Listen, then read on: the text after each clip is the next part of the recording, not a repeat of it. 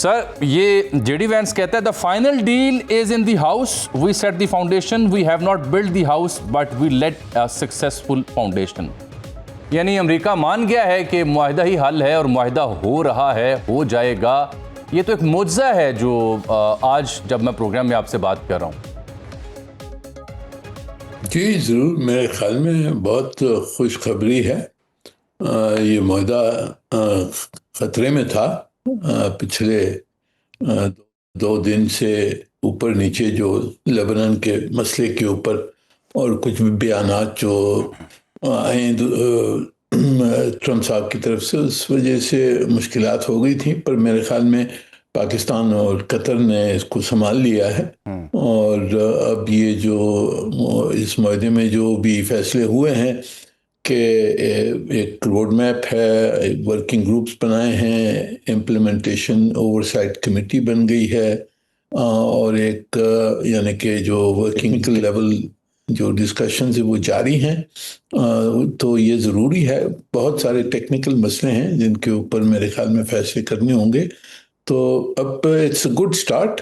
अब इसको बस हमने रास्ते पर रखना होगा कि यहाँ कोई डीरेल ना हो जाए, सिर्फ यही।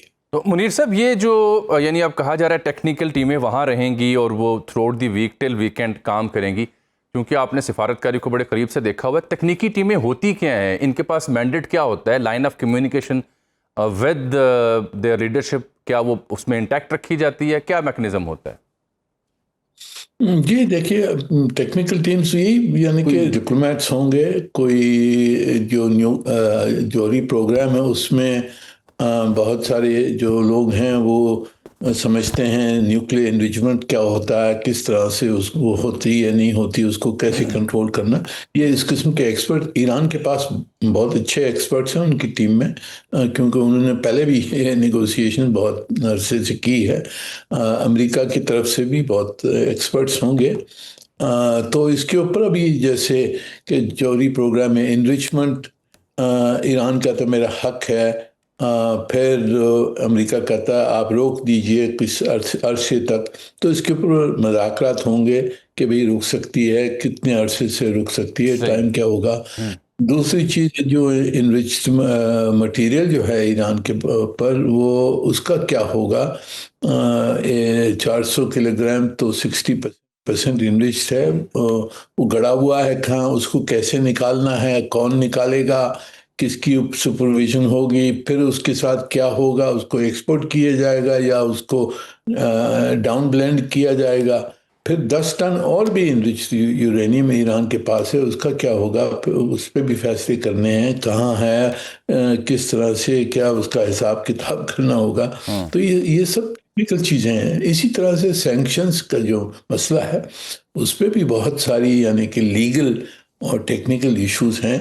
इंटरनेशनल सैंक्शंस हैं ईरान के ऊपर, नेशनल सैंक्शंस हैं अमेरिका की, यूरोपियंस की, और फिर सेकेंडरी सैंक्शंस हैं अमेरिका की। तो ये सब मसलों को हल कराना और तो इसको फिर सिंक्रोनाइज करना होगा कि जो प्रोग्रेस होता है जौहरी प्रोग्राम पे हो, तो फिर उसी के तहत सैंक्शंस रिलीफ भी उसी वक्त मिलनी। ठीक, मुनीर अकरम साहब, ये IAEA की बात हो रही है, ये भी एक बहुत बड़ी डेवलपमेंट है, क्योंकि सच तो उनको अब इजाज़त नहीं थी। तो अगर ईरान मान गया है कि वो आ सकते हैं, तो इससे क्या मुराद ली जाएगी? देखिए देखिए मुनीर अकरम साहब, जो कुछ फैसला होगा ईरान के जौहरी प्रोग्राम पर, उसको यानी मॉनिटर करना होगा कि ये हो रहा है, किस तरह से हो रहा है। IAEA का 2 किस्म का रोल है। एक तो मॉनिटरिंग रोल है, जो सेफ गार्ड्स को जिस तरह से वो लगती हैं सेफ गार्ड्स, उसकी भी मॉनिटरिंग बहुत डिटेल मॉनिटरिंग होती है, both physical as well as technical. तो और दूसरा जो रोल होता है वो यानी कि अगर ये इनरिच्ड मटेरियल है वहाँ, अब उसको किस तरह से निकालना है वो भी टेक्निकली हमने देखना होगा, किस तरह से वो निकाला जाए, सेफली निकालना होता है कि वहाँ लीक ना हो। फिर तो टेक्निकल वो उनकी कोऑपरेशन भी ज़रूरत होती है, एक्सपर्ट्स वो ले आते हैं तो आईईए का तो रोल ज़रूरी होगा। अब तक ईरान नाराज़ था आईईए से, जी। पर अगर उसने मान लिया है, और ये जेडी वेंस साहब ने जो कहा है वो उसमें सच है, तो ये एक अहम डेवलपमेंट है और इंडिकेशन ऑफ ईरानियन गुडविल ये है, अगर अगर ये सही है तो। मुनीर अकरम साहब, मैं देख रहा हूं कि एक यूनिवर्सिटी ऑफ जेरूसलम है जिसने एक स्टडी करवाई है रिसेंटली, टाइम्स ऑफ इसराइल ने छापा है आज। 92% of Israelis believe Iran emerged as winner after war and deal with US। और फिर नेतन्याहू की जो नेशनल सिक्योरिटी एडवाइज़र हैं, फाइनेंस मिनिस्टर हैं, फॉर्मर प्राइम मिनिस्टर हैं, ये सब लबनान के ऊपर बड़े ही खौफनाक बयानात दे रहे हैं। अक्टूबर में वहाँ इलेक्शन है, ये सर्वे जो 92% है बता रहा है कि ईरान फाते है। इससे तो मुझे खदशा है कि ये Israel will never settle at piece.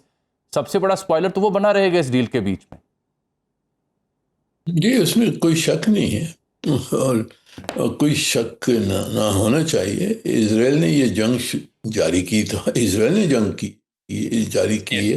Trump साहब को नेतन्याहू ने मना के लिए इस जंग में शामिल करवाया है, और इसराइल की ऑब्जेक्टिव तो यही रहती है कि जी हमने यहाँ जंग जारी रखनी है, क्योंकि उनकी जो ऑब्जेक्टिव्स हैं, जो ग्रेटर इसराइल के ऑब्जेक्टिव, वो जब हासिल हो सकती हैं जब दूसरे जो ममालिक हैं इस खित्ते में उनकी बर्बादी हो, तो फिर इसराइल वहाँ एक डोमिनेंट पावर निकल सकता है। अब उन्होंने ये जो हमला करवाया ईरान के ऊपर, उनको मालूम था कि ईरान जवाबी हमले करेगा जो खलीज के ममालिक हैं उनके ऊपर, तो मुसलमानों को आपस में लड़ाएंगे।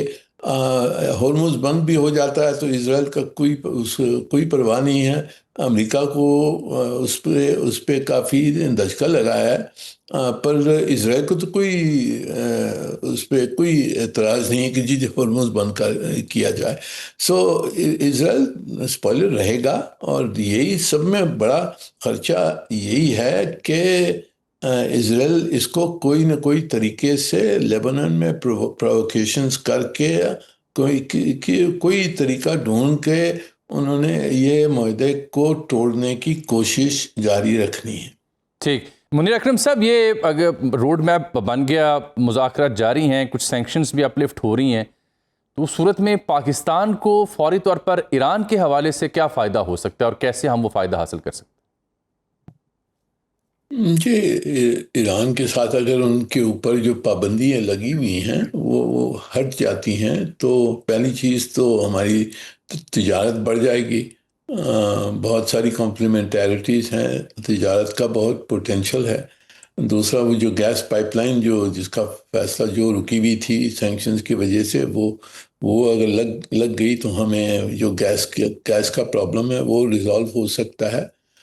तीसरी चीज़, फिर अगर जब देखते हैं कि अमन हो रहा है, अगर ईरान में $300 बिलियन की इन्वेस्टमेंट होती है तो उससे हमें फ़ायदा होगा, और हमें शायद वो कुछ इन्वेस्टमेंट पाकिस्तान की तरफ भी आ जाए।